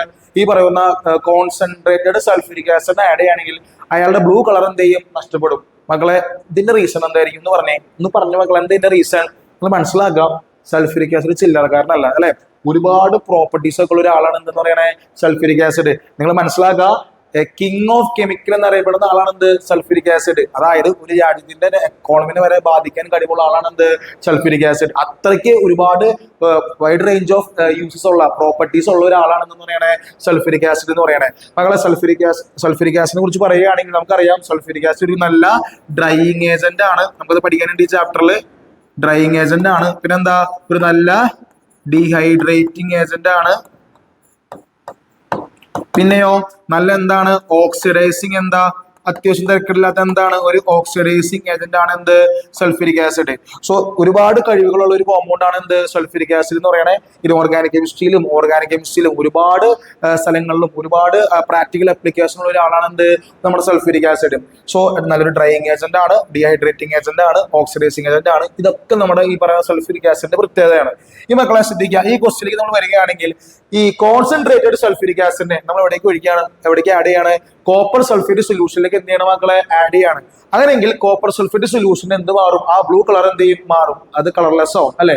ആ ബ്ലൂ കളർ അയാൾക്ക് നഷ്ടപ്പെടും. എന്തുകൊണ്ടെന്നാണ് ചോദ്യം. നമ്മൾ മനസ്സിലാക്കാം മക്കളെ. ഈ ഒരു റിയാക്ഷൻ കാണിക്കുന്നത് സൾഫ്യൂരിക് ആസിഡിന്റെ എന്താണ് മക്കളെ? എന്ത് സ്വഭാവ ഗുണമാണ്? എന്ത് നേച്ചറാ? ഡീഹൈഡ്രേറ്റിംഗ് നേച്ചറാ. ഡീഹൈഡ്രേറ്റിംഗ് എന്ന മക്കളെ നേച്ചറാണ്. ഫസ്റ്റ് ഓഫ് ഓൾ നിങ്ങളുടെ പോയിന്റ് ഔട്ട് ചെയ്യേണ്ട one of the important point എന്താ? ഒരു ഇമ്പോർട്ടന്റ് ആയിട്ടുള്ള കാര്യം എന്താ? സൾഫ്യൂരിക് ആസിഡ് എന്ന് പറയുന്നത് മക്കളെ എന്താണ്? ഒരു നല്ല ഡീഹൈഡ്രേറ്റിംഗ് ഏജന്റ് ആണ്.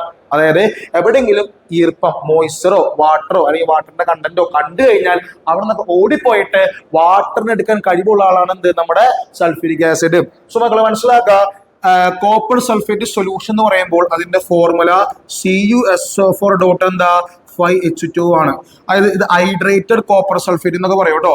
ഇതിന്റെ കളറാണ് എന്തെന്ന് പറയണേ? ബ്ലൂ കളർ എന്ന് പറയണേ. എന്ത് കളറാ മക്കളെ? Blue colour. ഇതിലേക്ക് നമ്മൾ എന്താ ആഡ് ചെയ്യാണ്? കോൺസെൻട്രേറ്റഡ് സൾഫ്യൂരിക് ആസിഡ് ആഡ് ചെയ്യാണ് അല്ലെ. നിങ്ങൾ മനസ്സിലാക്കുക, ഞാൻ പറഞ്ഞു സൾഫ്യൂരിക് ആസിഡ് ഒരു നല്ല ഡീഹൈഡ്രേറ്റിംഗ് ഏജന്റ് ആണ്. ഏതെങ്കിലും ഒരു കോമ്പൗണ്ടിന്റെ കൂടെ വെള്ളത്തിനെ കണ്ടാൽ അവിടെ നിന്ന് ഓടിപ്പോയിട്ട് ആ വെള്ളത്തിനെ തന്റെ അടുത്തേക്ക് വലിച്ചെടുക്കാൻ കഴിവുള്ള ആളാണ് എന്ത് ഡീഹൈഡ്രേറ്റിംഗ് നേച്ചർ നല്ല വെടിപ്പായിട്ട് കാണിക്കുന്ന ആളാണ് മക്കൾ എന്ത് നമ്മുടെ സൾഫ്യൂരിക് ആസിഡ്. സോ മക്കളെ മനസ്സിലാക്കുക, ഈ ഒരു കോപ്പർ സൾഫേറ്റിന്റെ സൊല്യൂഷനിലേക്ക് അൺഹൈഡ്രസ് അല്ല ഹൈഡ്രേറ്റഡ് ആണോ, ഇതിലേക്ക് നിങ്ങൾ ഈ പറയുന്ന കോൺസെൻട്രേറ്റഡ് സൾഫ്യൂരിക് ആസിഡ് ആഡ് ചെയ്യുമ്പോൾ ഈ കോപ്പർ സൾഫേറ്റിന് കൂടെ കാണുന്ന കോപ്പർ സൾഫേറ്റിന്റെ ക്രിസ്റ്റലിൽ കാണുന്ന വാട്ടറിനെ ആരോട് വലിച്ചെടുക്കും, നമ്മുടെ സൾഫ്യൂരിക് ആസിഡ് എന്ത് ചെയ്യും തന്റെ അടുത്ത് ഇങ്ങോട്ട് വലിച്ചെടുക്കും. അത് ഡീഹൈഡ്രേഷൻ ആണ്. മനസ്സിലാക്കുക, CSO4.52 എന്ന് പറഞ്ഞു കഴിഞ്ഞാൽ അത് കോപ്പർ സൾഫേറ്റ് സൊല്യൂഷൻ ആണ്, അതായത് ഹൈഡ്രേറ്റഡ് കോപ്പർ സൾഫേറ്റ് എന്ന് പറയും.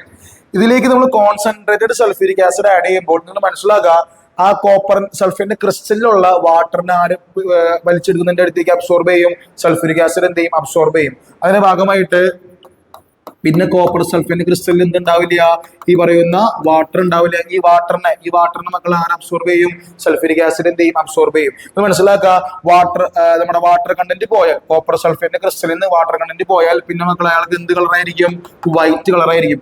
ഈ വാട്ടറിന്റെ കണ്ടന്റ് ഇല്ലാത്ത കോപ്പർ സൾഫേറ്റ് നമ്മൾ എന്ത് വിളിക്കാറ്, അതാണ് അൺഹൈഡ്രസ്. അൺഹൈഡ്രസ് എന്തുവാ കോപ്പർ സൾഫേറ്റ് എന്ന് പറയണേ. വാട്ടറിന്റെ ക്രിസ്റ്റലിൽ വാട്ടറിന്റെ കണ്ടന്റ് ഇല്ലെങ്കിൽ ആ കോപ്പർ സൾഫേറ്റ് വിളിക്കുന്ന പേരാണ് മക്കൾ എന്ത് അൺഹൈഡ്രസ് കോപ്പർ സൾഫേറ്റ് എന്ന് പറയണേ. ഇത് മനസ്സിലാക്കുക, കോപ്പർ സൾഫേറ്റിൽ വാട്ടറിന്റെ കണ്ടന്റ് ഇല്ലെങ്കിൽ മാത്രമേ അയാൾക്ക് എന്തുള്ളൂ ബ്ലൂ കളർ ഉള്ളൂ കേട്ടോ. ആ വാട്ടറിന്റെ കണ്ടന്റ് ഇല്ലെങ്കിൽ അയാൾക്ക് എന്തില്ല, ഈ പറയുന്ന കളറൊന്നും ഇല്ല, അയാൾ എന്തായിരിക്കും വൈറ്റ് കളറായിരിക്കും. സോ ഈ ക്വസ്റ്റിലേക്ക് തിരിച്ചു വരികയാണെങ്കിൽ നമ്മൾ കോൺസെൻട്രേറ്റഡ് സൾഫ്യൂരിക് ആസിഡ് ഈ പറയുന്ന കോപ്പർ സൾഫേറ്റിന്റെ സൊല്യൂഷനിലേക്ക് ആഡ് ചെയ്യുമ്പോൾ അയാളുടെ ബ്ലൂ കളർ ഡിസപ്പിയർ ചെയ്യാനുള്ള കാരണം എന്താ, കോപ്പർ സൾഫേറ്റിന്റെ ക്രിസ്റ്റലിലുള്ള വാട്ടറിന്റെ കണ്ടന്റിനെ ആര് റിമൂവ് ചെയ്യും, നമ്മുടെ സൾഫ്യൂരിക് ആസിഡ് എന്ത് ചെയ്യും റിമൂവ് ചെയ്യും. And this reaction shows the dehydrating nature of എന്താ സൾഫ്യൂരിക് ആസിഡ്. കോപ്പർ സൾഫേറ്റിന്റെ ബ്ലൂ കളർ മാറുന്ന ഈ റിയാക്ഷൻ മക്കളെ എന്താണ് സൂചിപ്പിക്കണേ, സൾഫ്യൂരിക് ആസിഡിന്റെ എന്ത് നേച്ചറാ ഡീഹൈഡ്രേറ്റിംഗ് നേച്ചർ. എന്ത് നേച്ചറാ മക്കളെ ഡീഹൈഡ്രേറ്റിംഗ് നേച്ചർ ആണ്. പക്ഷെ ഇതും നിങ്ങൾ എന്ത് ചെയ്യുക, ഈ പറയുന്ന സൾഫ്യൂരിക് ആസിഡിന്റെ പോർഷന്റെ ഭാഗത്ത് എന്ത് ചെയ്യുക പഠിക്കുക, ചിന്തിച്ച് എന്ത് ചെയ്യുക കാര്യങ്ങൾ പഠിച്ചോളൂ കേട്ടോ. ശരി മക്കളെ, അടുത്ത 10ാമത്തെ ക്വസ്റ്റിലേക്ക് നമുക്ക് കടക്കാം. ഇതാണ് 10ാമത്തെ ക്വസ്റ്റ്യൻ, അതും സൾഫ്യൂരിക് ആസിഡിന്റെ ഭാഗത്തുള്ള ഒരു ക്വസ്റ്റ്യൻ തന്നെയാണ്. ഇതാണ് ക്വസ്റ്റ്യൻ വായിച്ചു നോക്കാനായിട്ട്. എന്താ മക്കളെ ക്വസ്റ്റ്യൻ പറയണേ, വായിച്ചു നോക്കിയേ. Another question: the industrial preparation of sulfuric acid is called in the contact process. Okay. Another question: which substance is used as a catalyst here? Okay. Name the compound formed after the dissolution of SO3 and H2SO4. What is its molecular formula? മക്കളെ ഈ ക്വസ്റ്റ്യനിൽ നിങ്ങൾക്ക് ഒരു point ഒളിഞ്ഞു കിടക്കുന്നുണ്ട് അല്ലെ, അതായത് industrial preparation of H2SO4 is called എന്ത് കോണ്ടാക്ട് പ്രോസസ്. അതൊന്ന് പഠിച്ചേ മക്കളെ. സൾഫ്യൂരിക് ആസിഡിന്റെ വ്യാവസായിക നിർമ്മാണത്തിൽ നമ്മൾ എന്താ വിളിക്കാന്ന് പറഞ്ഞേ, കോണ്ടാക്ട് പ്രോസസ്, സമ്പർക്ക പ്രക്രിയ എന്ന് മലയാളത്തിൽ പറയും കേട്ടോ. ഇത് പഠിച്ച മക്കളെ, ഈ ക്വസ്റ്റ്യനിൽ തന്നെ ഒരുപാട് പോയിന്റുകൾ ഒളിഞ്ഞു കിടക്കുന്നുണ്ട്. നിങ്ങൾ ആലോചിച്ച് നോക്കിയേ, ഈ ക്വസ്റ്റ്യൻ നോക്കിയ മക്കളെ, ദ ഇൻഡസ്ട്രിയൽ വ്യാവസായികമായിട്ട് ദ ഇൻഡസ്ട്രിയൽ പ്രിപ്പറേഷൻ ഓഫ് എന്ത് സൾഫ്യൂരിക് ആസിഡ് ഈസ് കോൾഡ് എന്ത് മക്കളെ, എന്താ കോണ്ടാക്ട് പ്രോസസ്. സൾഫ്യൂരിക് ആസിഡിനെ വലിയ തോതിൽ ഭയങ്കര ലാർജ് സ്കെയിലിൽ ഉണ്ടാക്കാനായിട്ട് നമ്മൾ ഉപയോഗിക്കുന്ന ആ പ്രക്രിയ, ആ പ്രോസസ്സിന്റെ പേരാണെന്ന് പറയണേ കോണ്ടാക്ട് പ്രോസസ്. നിങ്ങൾ മനസ്സിലാക്കുക, കോണ്ടാക്ട് പ്രോസസ്സിൽ നമ്മൾ ഉപയോഗിക്കുന്ന ഒരു ഇമ്പോർട്ടന്റ് കാറ്റലിസ്റ്റ് ആണ് എന്ത് V2O5. എന്തിനു വിളിക്കുക, വനേഡിയം എന്താ പെൻഡോക്സൈഡ് എന്ന മക്കളെ, വനേഡിയം പെൻഡോക്സൈഡ്. സോ മനസ്സിലാക്കുക, സൾഫ്യൂരിക് ആസിഡിന്റെ ലാർജ് സ്കെയിൽ ഇൻഡസ്ട്രിയൽ പ്രിപ്പറേഷനിൽ നമ്മൾ ഉപയോഗിക്കുന്ന വൺ ആൻഡ് ഓൺലി കാറ്റലിസ്റ്റ് ആണ് എന്ത് മക്കളെ, വനേഡിയം പെൻഡോക്സൈഡ്. സോ ഇതൊരു 1 മാർക്കിന്റെ ക്വസ്റ്റൻ ആണ്, നിങ്ങളുടെ എക്സാമിന് ചോദിക്കും. നമ്മുടെ കോണ്ടാക്ട് പ്രോസസ്സിൽ നമ്മൾ ഉപയോഗിക്കുന്ന കാറ്റലിസ്റ്റ് ആണെന്ന് ചോദിക്കാറുണ്ട്. സോ ഇത് അറിഞ്ഞിരിക്കുക മക്കളെ, വനേഡിയം പെൻഡോക്സൈഡ് നമ്മുടെ ആൻസർ കേട്ടോ. So which substance is used as catalyst എന്ന് ചോദിച്ചു കഴിഞ്ഞാൽ മക്കളെ, കോണ്ടാക്ട് പ്രോസസ്സിൽ ആകെ ഒരു കാറ്റലിസ്റ്റ് ഉള്ളൂ, അതാരാ വനേഡിയം പെൻഡോക്സൈഡ് ആണ്. ഓക്കെ, സോ ഒന്നാമത്തെ ആൻസർ നമുക്ക് കിട്ടി. ഇനി നമ്മൾ രണ്ടാമത്തെ ക്വസ്റ്റിലേക്ക് വരികയാണെങ്കിൽ, name the compound formed after the dissolution of SO3 and H2SO4. ഇത് കോണ്ടാക്ട് പ്രോസസ്സിന്റെ മൂന്നാമത്തെ സ്റ്റെപ്പാണ് ആ ഒരു തന്നിരിക്കുന്ന പോയിന്റ് മക്കളെ. SO3 സൾഫർ ട്രയോക്സൈഡിനെ, ഓക്കെ, SO3 നമ്മൾ H2SO4 ലയിപ്പിക്കുകയാണെങ്കിൽ, എന്തിനെ ലയിപ്പിക്കുകയാണെങ്കിൽ മക്കളെ, ഈ പറയുന്ന സൾഫ്യൂരിക് ആസിഡ് H2SO4 ലയിപ്പിക്കുകയാണെങ്കിൽ കിട്ടുന്ന കോമ്പൗണ്ടിന്റെ ഫോർമുല, ഈ കോമ്പൗണ്ട് എന്താണെന്ന് ചോദിച്ചേക്കണേ മക്കളെ. SO3 നിങ്ങൾ H2SO4 ഡിസോൾവ് ചെയ്യുകയാണെങ്കിൽ നിങ്ങൾക്ക് എന്താ കിട്ടുക, H2 എന്ത് കിട്ടും, S2 എന്ത് കിട്ടും, O7 കിട്ടും അല്ലെ. മനസ്സിലാക്കുക, സൾഫർ ട്രയോക്സൈഡിനെ SO3 നിങ്ങൾ സൾഫ്യൂരിക് ആസിഡിൽ ഡിസോൾവ് ചെയ്യുകയാണെങ്കിൽ നിങ്ങൾക്ക് മക്കളെ എന്ത് കിട്ടും, ഈ പറയുന്ന H2S2 എന്ത് കിട്ടും, O7 കിട്ടും. ഈ H2S2O7 ആണ്. O7 വിളിക്കുന്ന പേരാണ് എന്ത് മക്കളെ? ഒലിയം. എന്തുവാ? ഒലിയം. സോ മകളെ സൾഫർ ട്രയോക്സൈഡ് SO3 നിങ്ങൾ H2SO4 ഡിസോൾവ് ചെയ്യുമ്പോൾ കിട്ടുന്ന ഈ പറയുന്ന കോമ്പൗണ്ട് ആര മക്കളെ? H2S2O7 ആണ്. And that compound is known as എന്ത്? ഒലിയം. സോ രണ്ടാമത്തെ ക്വസ്റ്റ്യൻ ആൻസർ കിട്ടി. നമ്മൾ ഈ പറയുന്ന SO3 H2SO4 ഡിസോൾവ് ചെയ്യുമ്പോൾ കിട്ടുന്ന കോമ്പൗണ്ട് പേര് എന്താ? ഒലിയം ആണ്. ആൻഡ് ഓൾസോ അയാളുടെ മോളിക്കുലർ ഫോർമുല എന്താ? ഈ പറയുന്ന H2S2 എന്താ? O7 ആണ്. സോ H2SO4 ആ ഒരു കോണ്ടാക്ട് പ്രോസസ്സും നിർബന്ധമായിട്ട് എന്ത് ചെയ്യുക? നിങ്ങളുടെ എക്സാമിന് പഠിച്ചു വെക്കുക. സോ ഇനി അടുത്ത ക്വസ്റ്റ്യനിലേക്ക് കടക്കാണ് മകളെ. 10ാമത്തെ ക്വസ്റ്റ്യൻ. ഓക്കെ മകളെ, 10ാമത്തെ ക്വസ്റ്റ്യനിലേക്ക് കടക്കാണ്. ഇങ്ങോട്ട് തന്നിരിക്കുന്നത് നമ്മുടെ 4ാമത്തെ ചാപ്റ്ററിലെ 4ാമത്തെ ചാപ്റ്ററിലെ ക്വസ്റ്റ്യൻ ആണ്. സോറി 10ാമത്തെ ക്വസ്റ്റ്യൻ അല്ല മകളെ, 11ാമത്തെ ക്വസ്റ്റ്യൻ കേട്ടോ. ശ്രദ്ധിക്കുക, 11ാമത്തെ ക്വസ്റ്റ്യൻ. ഓക്കെ മകളെ ശ്രദ്ധിക്കുക, നമ്മുടെ ഈ ക്വസ്റ്റ്യൻ 11ാമത്തെ ക്വസ്റ്റ്യൻ എന്ന് പറയുന്നത് നമ്മുടെ 4ാമത്തെ പ്രൊഡക്ഷൻ ഓഫ് മെറ്റൽസ് എന്ന് പറയുന്ന ചാപ്റ്ററിലെ ക്വസ്റ്റ്യൻ ആണ്. അതായത് നമുക്ക് പറയാം അവിടെ നമുക്ക് 2 എലമെന്റുകളുടെ മെറ്റലുകളുടെ എക്സ്ട്രാക്ഷൻ പഠിക്കാനുള്ള, ഒന്ന് അയണിന്റെയും പിന്നെ ആരുടെയാ? അലുമിനിയത്തിന്റെയും. സോ അയണിന്റെ എക്സ്ട്രാക്ഷന്റെ ഒരു ക്വസ്റ്റ്യൻ ആണ് കൊടുത്തിരിക്കുന്നത്. അയണിന്റെ നിങ്ങൾക്കറിയാം അയണിന്റെ എക്സ്ട്രാക്ഷൻ നടക്കുന്ന ഫർണസിന് പേരുണ്ടല്ലോ എന്ന് പറഞ്ഞ മക്കളെ. അയണിന്റെ എക്സ്ട്രാക്ഷൻ, അയൺ നമ്മൾ വേർതിരിച്ചെടുക്കുന്ന ആ ഒരു ഫർണസ് ഉണ്ടല്ലോ, ആ ഫർണസിന്റെ പേര് എന്നിട്ട് മക്കളെ അതാണ് എന്ത്? Blast furnace. എന്തുവാ മക്കളെ? Blast furnace. ഓക്കെ സോ മക്കളെ നമ്മുടെ ബ്ലാസ്റ്റ് ഫർണസിൽ നടക്കുന്ന അയണിന്റെ മാനുഫാക്ചറിന്റെ ഭാഗമായിട്ട് ബ്ലാസ്റ്റ് ഫർണസിൽ നടക്കുന്ന കുറച്ച് റിയാക്ഷൻസ് ആണ് അവിടെ കൊടുത്തേക്കണേ. ഈ റിയാക്ഷൻസിനെ ബേസ് ചെയ്തിട്ടുള്ള കുറച്ച് ക്വസ്റ്റ്യൻസ് അതിന്റെ താഴെ കൊടുത്തിരിക്കുന്നത്. സോ നമുക്ക് നോക്കാം. ഇതാണ് ക്വസ്റ്റ്യൻ. കുറച്ച് റിയാക്ഷൻസ് കൂടെ കൊടുത്തിട്ടുണ്ട്. ആ റിയാക്ഷൻസ് നന്നായിട്ട് പരിശോധിക്കുക നിങ്ങൾ. ഇതാണ് question. Write the name and chemical formula of the or of iron. അതായത് ഈ തന്നിരിക്കുന്നതിൽ നമ്മുടെ ഈ പറയുന്ന അയണിന്റെ ഓർ ഏതാണെന്നും അതുപോലെ തന്നെ അയണിന്റെ ഓറിന്റെ പേരുമാണ് ചോദിച്ചേക്കണേ. മക്കളെ ഈ തന്നിരിക്കുന്ന കോമ്പൗണ്ടിൽ അയണിന്റെ ഓർ ഏതാ മക്കളെ? Fe2O3 നിങ്ങൾ അതാണ് അയണിന്റെ ഓർ കേട്ടോ. Fe2O3 മക്കളെ ഇതാണ് നമ്മുടെ അയണിന്റെ എക്സ്ട്രാക്ഷൻ നമ്മൾ എടുക്കുന്ന പ്രിൻസിപ്പൽ ഓർ എന്ന് പറയുന്നത്. അയണിന്റെ മെയിൻ ആയിട്ടുള്ള ഓർ ഏതാ? Fe2O3 ആണ്. Fe2O3 നമ്മൾ എന്താ വിളിക്കുക? ഹേമറ്റൈറ്റ്. എന്താ വിളിക്കുക? ഹേമറ്റൈറ്റ്. സോ അയണിന്റെ എക്സ്ട്രാക്ഷനിൽ നമ്മൾ ഉപയോഗിക്കുന്ന വൺ ഓഫ് ദ ഇമ്പോർട്ടന്റ് ഓറാണ് മക്കളെ എന്ത്? ഹേമറ്റൈറ്റ്. Fe2O3 എടുത്ത് അയണിന്റെ ഓർ എന്ന് പറയണേ അതേതാ? ഹേമറ്റൈറ്റ്. സോ ഒന്നാമത്തെ ക്വസ്റ്റ്യൻ ആൻസർ കിട്ടി.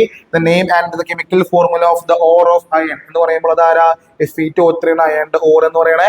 എന്റെ അയണിന്റെ ഓറിന്റെ പേര് എന്തുവാ? ഈ പറയുന്ന ഹേമറ്റൈറ്റ്. ഈ മക്കളെ രണ്ടാമത്തെ ക്വസ്റ്റ്യൻ നോക്കി, അത് വളരെ ഇമ്പോർട്ടന്റ് ആയിട്ടുള്ള ഒരു ക്വസ്റ്റ്യൻ ആണ്. അതിന്റെ ഈ ക്വസ്റ്റ്യൻ നോക്കിയാൽ which compound is the actual reducing agent in the reaction?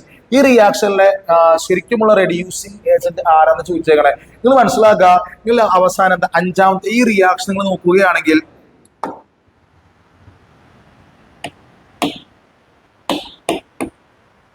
നിങ്ങൾ ഈ റിയാക്ഷനിലേക്ക് വരികയാണെങ്കിൽ നിങ്ങൾക്കറിയാം അയണിന്റെ ആ ഒരു എക്സ്ട്രാക്ഷനിൽ ഈ ഒരു കുറച്ച് റിയാക്ഷൻസ് ഇവിടെ തന്നിട്ടുണ്ട്. ഇത് നിങ്ങൾ ഈ റിയാക്ഷൻ പരിഗണിക്കുകയാണെങ്കിൽ ഈ റിയാക്ഷനിൽ ഹേമറ്റൈറ്റിനെ റെഡ്യൂസ് ചെയ്യുന്ന ആളാര മക്കളെ? കാർബൺ മോണോക്സൈഡ് ആണ്. ആരാ മക്കളെ? Carbon monoxide. അതായത് ബ്ലാസ്റ്റ് ഫർണസിൽ അയണിന്റെ എക്സ്ട്രാക്ഷനിൽ അയണിന്റെ ഓറായിട്ടുള്ള ഹേമറ്റൈറ്റ് അതിൽ നിന്ന് ഈ പറയുന്ന അയണെ വേർതിരിച്ചെടുക്കാൻ ഉപയോഗിക്കുന്ന റെഡ്യൂസിങ് ഏജന്റ് മക്കളെ ആരാണ്? അത് വേറെ ആരല്ല, ആരാ? കാർബൺ മോണോക്സൈഡ് ആണ്. ആരാ മക്കളെ? Carbon monoxide. വരാനിരിക്കുന്ന നിങ്ങളുടെ എക്സാമിന് ചോദിക്കാൻ ചാൻസ് ഉള്ള വളരെ ഇമ്പോർട്ടന്റ് ആയിട്ടുള്ള ഒരു പോയിന്റ് ആണ് ഞാൻ പറഞ്ഞ കേട്ടോ. അതായത് തന്നിരിക്കുന്ന ഈ ഒരു ഇക്വേഷൻ അനുസരിച്ച്, അത് മാത്രമല്ല നിങ്ങൾ മനസ്സിലാക്കുക, ഈ ഒരു റിയാക്ഷൻസ് തന്നിട്ട് നിങ്ങളുടെ അടുത്ത് വേറെ ഒരുപാട് ക്വസ്റ്റ്യൻസ് ഒക്കെ വരും. അപ്പൊ നിങ്ങൾ മനസ്സിലാക്കുക, ഈ പറയുന്ന ഇക്വേഷൻസ് നന്നായിട്ട് കാണപ്പെടാൻ പഠിക്കണം. അയൺ എക്സ്ട്രാക്ഷനിലെ ഇക്വേഷൻസ് നന്നായിട്ട് പഠിച്ചിരിക്കണം. അതുപോലെ പല ക്വസ്റ്റ്യൻസ് നമുക്ക് പല രീതിയിൽ ചോദിക്കുമ്പോൾ അത് ചെയ്യാൻ പറ്റുള്ളൂ കേട്ടോ. സോ മനസ്സിലാക്കുക, ഈ ക്വസ്റ്റ്യൻ അനുസരിച്ച് which compound is the actual reducing agent in the reaction? ഈ റിയാക്ഷനിലെ ശരിക്കുമുള്ള റെഡ്യൂസിങ് ഏജന്റ് മക്കളെ ആരാണ്? അത് വേറെ ആരല്ല, ഞാൻ പറഞ്ഞ ആരെന്നെയാ? കാർബൺ മോണോക്സൈഡ് ആണ്. ആരാ മക്കളെ? Carbon monoxide. സോ മനസ്സിലാക്കുക, അയണിന്റെ എക്സ്ട്രാക്ഷനിൽ ബ്ലാസ്റ്റ് ഫർണസിൽ ഉണ്ടാകുന്ന അവിടുത്തെ റെഡ്യൂസിങ് ഏജന്റ് മക്കളെ ആരാണ്? ഈ പറയുന്ന കാർബൺ മോണോക്സൈഡ് ആണ്. ഈ മക്കളെ ശ്രദ്ധിക്കാം. അടുത്തത് 3ാമത്തെ ക്വസ്റ്റ്യനിലേക്ക് വരികയാണെങ്കിൽ which equation shows the slag formation? അതായത് സ്ലാഗിന്റെ ഫോർമേഷനെ ചൂണ്ടിക്കാണിക്കുന്ന ഇക്വേഷൻ ഏതാണെന്ന് ചോദിച്ചേക്കണേ. നിങ്ങൾ മനസ്സിലാക്കുക, എന്താണ് സ്ലാഗ് എന്ന് പറഞ്ഞു കഴിഞ്ഞാൽ അതായത് നമ്മുടെ അയണിന്റെ ഓർ, ഒരു ഓറിന്റെ കൂടെ കാണപ്പെടുന്ന ഇംപ്യൂരിറ്റീസിനെ വിളിക്കുന്ന പേരാണ് എന്തെന്ന് പറയണേ? ഗ്യാങ്. എന്താ മക്കളെ? Gang. The impurities present along the or of A metal. ഒരു മെറ്റലിന്റെ കൂടെ കാണപ്പെടുന്ന ഓറിന്റെ കൂടെ കാണപ്പെടുന്ന ഇംപ്യൂരിറ്റീസിനെ വിളിക്കുന്ന പേരാണ് എന്ത്? ഗ്യാങ്. അല്ലെ? ഗ്യാങ്ങിന്റെ കൂടെ കൂടിച്ചേരുന്ന ആളെ നമ്മൾ എന്താ വിളിക്കുക? ഫ്ലക്സ് എന്ന് വിളിക്കും മക്കളെ, ഫ്ലക്സ്. ഈ ഗ്യാങ്ങും ഫ്ലക്സും കൂടി ചേർന്ന് കിട്ടുന്ന ആളെ വിളിക്കുന്ന പേരാണ് എന്ത്, സ്ലാഗ്. എന്തുവാ മക്കളെ, സ്ലാഗ്. സോ നിങ്ങൾ മനസ്സിലാക്കുക, അയണിന്റെ ഓറിന്റെ കൂടെ കാണപ്പെടുന്ന one of the important impurity ആണ് എന്ത്, സിലിക്കൺ ഡയോക്സൈഡ്. എന്തുവാ മക്കളെ, സിലിക്കൺ ഡയോക്സൈഡ്. സോ മക്കളെ, ഈ സിലിക്കൺ ഡയോക്സൈഡിനെ, ഈ ഗ്യാങ്ങിനെ റിമൂവ് ചെയ്യാനായിട്ട് നമ്മൾ ഉപയോഗിക്കുന്ന ആളാരാ ഇവിടെ, കാൽഷ്യം ഓക്സൈഡ് ആണ്. ആരാ മക്കളെ, കാൽഷ്യം ഓക്സൈഡ്. സോ ഈ ഗ്യാങ് ആയിട്ടുള്ള സിലിക്കൺ ഡയോക്സൈഡും ഫ്ലക്സ് ആയിട്ടുള്ള കാൽഷ്യം ഓക്സൈഡും കൂടി ചേരുമ്പോൾ ഉണ്ടാകുന്ന സ്ലാഗ് ആരാ മക്കളെ, CaSiO3. ആരാ മക്കളെ, CaSiO3. സോ മക്കളെ, മൂന്നാമത്തെ ക്വസ്റ്റിലേക്ക് വരികയാണെങ്കിൽ, which equation shows the slag formation. സ്ലാഗിന്റെ ഫോർമേഷനെ സൂചിപ്പിക്കുന്ന ഇക്വേഷൻ മക്കൾ ഇതിൽ ഏതാ നോക്കി നിങ്ങൾ പരിശോധിച്ചേ. ഏതാണ്, ഒന്നാമത്തെ ആണോ, അല്ല. രണ്ടാമത്തെ ആണോ, അല്ല. മൂന്നാമത്തെയോ അല്ല. പിന്നെ ഏതാ മക്കളെ, നാലാമത്തെ അല്ലെ. ഇവിടുത്തെ ഗ്യാങ് ആരാ, സിലിക്കൺ ഡയോക്സൈഡ് ആണ്. പിന്നെ ഇവിടുത്തെ ഫ്ലക്സ് ആരാ മക്കളെ, കാൽഷ്യം ഓക്സൈഡ് ആണ്. പിന്നെ ഇവിടുത്തെ സ്ലാഗ് ആരാ, കാൽഷ്യം സിലിക്കേറ്റ്, CaSiO3. സോ സ്ലാഗിന്റെ ഫോർമേഷനെ സൂചിപ്പിക്കുന്ന ഇക്വേഷൻ മക്കൾ ഇതിൽ ഏതാണ്, നമ്മുടെ നാലാമത്തെ ഇക്വേഷൻ ആണ്. ഈ മക്കളെ, ലാസ്റ്റ് ക്വസ്റ്റ്യൻ ശ്രദ്ധിച്ച്, അതെല്ലാവരും സ്കിപ്പ് ചെയ്യുന്ന അല്ലെങ്കിൽ മറന്നു പോകുന്ന, പഠിക്കാൻ മറന്നു പോകുന്ന ഒരു ചോദ്യം ഉണ്ടോ. The molten iron obtained from blast furnace is known as dash. അതായത് അയണിന്റെ എക്സ്ട്രാക്ഷന്റെ സമയത്ത് ബ്ലാസ്റ്റ് ഫർണസിന്റെ അടിയിൽ ഉണ്ടാകുന്ന മോൾട്ടൺ, ഉരുകിയ രൂപത്തിൽ ഉണ്ടാകുന്ന അയൺ, ഇരുമ്പ്, അതിനെ നമ്മൾ എന്താ വിളിക്കുക മക്കളെ, ഇന്ന് ഓർത്ത് നോക്കി, നിങ്ങൾ ഓർത്ത് നോക്കിയ മക്കളെ, എന്ത് വിളിക്കാനെ മനസ്സിലാക്കാം.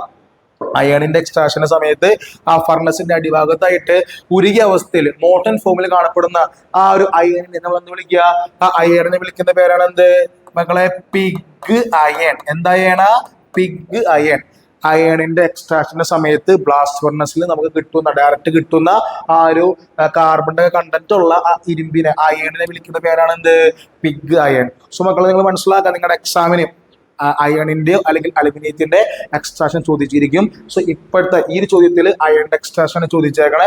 സോ അയണിന്റെ എക്സ്ട്രാക്ഷൻ നിർബന്ധമായിട്ടും എല്ലാ ഇക്വേഷൻസും നിർബന്ധമായിട്ടും പഠിച്ചിരിക്കണം. നിങ്ങളുടെ എക്സാം ചോദിക്കാൻ ചാൻസ് ഉള്ള one of the important question ആണ് എന്ത്, അയണിന്റെ എക്സ്ട്രാക്ഷൻ എന്ന് പറയുന്നത്. സോ മക്കളെ, ഞാൻ ലാസ്റ്റ് പോയിന്റിനോട് റിപ്പീറ്റ് ചെയ്യാണ്. അയണിന്റെ എക്സ്ട്രാക്ഷനിൽ നമ്മുടെ ബ്ലാസ്റ്റ് ഫർണസിന്റെ താഴെ അടിയിലുണ്ടാകുന്ന ആ molten അയണിനെ, the molten iron obtained from the blast furnace is called in the pig iron. എന്താ മക്കളെ, പിഗ് അയൺ. ഓക്കെ.